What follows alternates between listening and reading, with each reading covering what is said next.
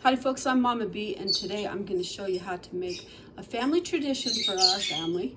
It's called apple salad, and it's really easy to make, but it is one that, while it doesn't always look the prettiest, oh, it tastes so good and it goes really well with your stuffing. So let's do this. You're going to need some apples and bananas. We like to use Red Delicious and perfectly ripened bananas. We're gonna start by peeling your apples. We're gonna peel some and not peel some. So you can do mix mash like that. I don't like chewing on the apple peel, but also it adds a nice splash of color. So we're gonna have a little bit of both in our salad. And then you're gonna wanna peel your bananas for sure.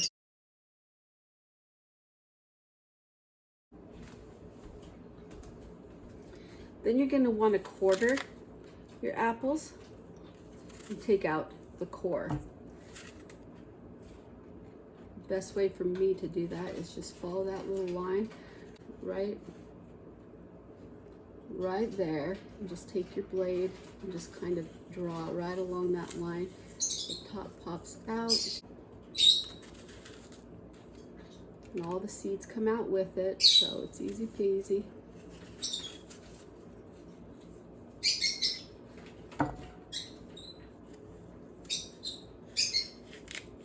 The rule of thumb is if you're doing large apples, 1 apple per banana. If you're doing small apples, you could do maybe 1.5 to 2 depending. But it should be equal parts banana to apple roughly. Nobody's gonna cry if you don't get it exact, but it'll make a nice balance if you do.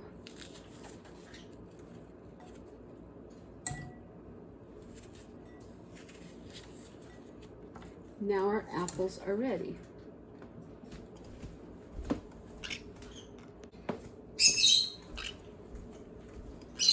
We're going to do a few that are not peeled as well. Like I said, we like a little bit of the color. Toki's here helping me.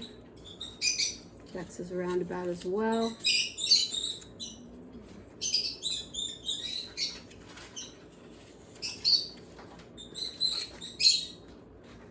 But if apple peels aren't your thing, just peel them all. It'll be fine. This dish is not about the appearance, it is all about the flavor, and it is so delicious. Now, you know how families all have a tendency to say this is the right way and it's law. Well, my family is the same. They all have different arguments about how you make it. Me being one to not like to measure, I have my own rules. Let me show them to you.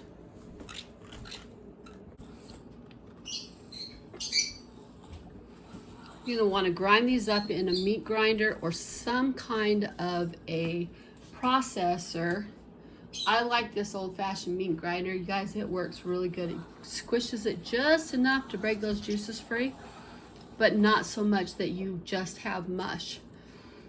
The other thing you want to consider is that when I was a poor starving college student, I tried making this, and I just used a knife and cut it up, and it didn't break any of the juices free. It was just chunky apples and chunky bananas, and then some dressing that goes on it, and it just wasn't that great of a thing.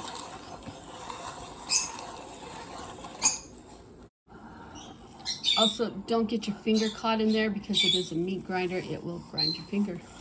So be really careful with that. You could also use a food processor or a blender, but that's harder to control, and that's why I really like this meat grinder for grinding up these apples. You can see how that mashes it up, but still gives it some structure. We're not making baby food, so this is just right. So there's our apple mash, and you can see some of it's starting to turn brown, and some of it's still fresh cut apple color, but it's all going to oxidate a little bit and turn this funky brown color. Again, not for the appearance, it's all about the flavor. Next, in a bowl, you're going to want to put some mayonnaise. Now, how much mayonnaise you're going to have to decide, because I just put a dollar. So I'm going to guess about, for 2 apples and 2 bananas, you're going to want about 1/4 of a cup of mayo. And probably, is it just if I say a squirt of lemon juice? Probably about a teaspoon and a half to a tablespoon. Now this is a flavor thing. I'm just drizzling it in there. And then you're going to want to add some sugar.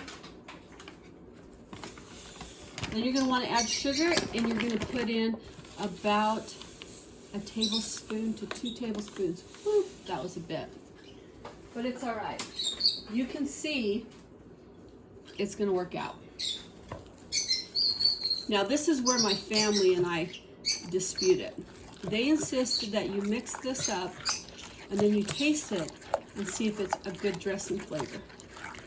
So my opinion in the matter is, you're not going to be able to tell if it tastes right because the apples are required. The juice from the apples are required.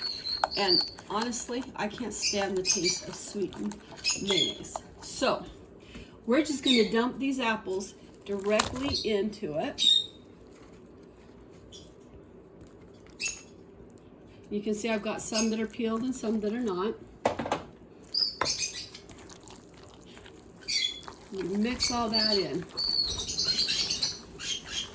It should have just a nice creamy texture to it with a little bit of the shade of the oxidized apples. It's going to be a light tan color. Mix that in really good. Then you'll take your bananas and peel these bananas. Get all those nasty strings off of them. We don't like those. Those are not great in any food.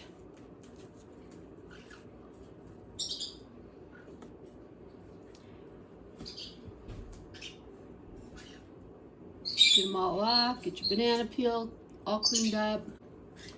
Then we're just going to take your banana, slice it long ways, crisscross. There's no real perfection in the art. And then just slice it into little chunks. You're roughly aiming for the same size as your apple chunks. Maybe slightly bigger. Sometimes the banana is the only structure you have. And you just cut in matching banana to apple. Say hi, Toki. Oh, he loves the apple salad. He's testing the bananas. He says they're good.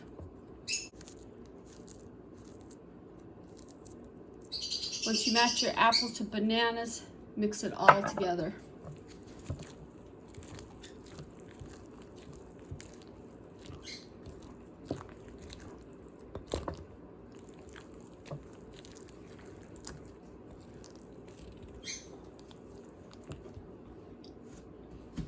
We're going to put in another banana.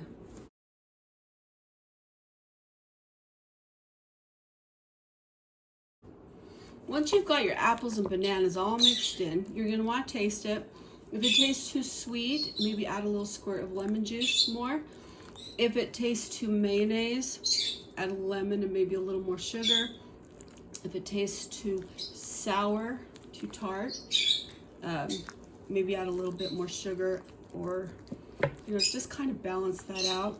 This is what it looks like. It really is not the most beautiful to behold. But folks, it goes so well with stuffing. Did I mention it goes so well with stuffing and turkey? This is a Thanksgiving meal requirement in our family. It's tradition.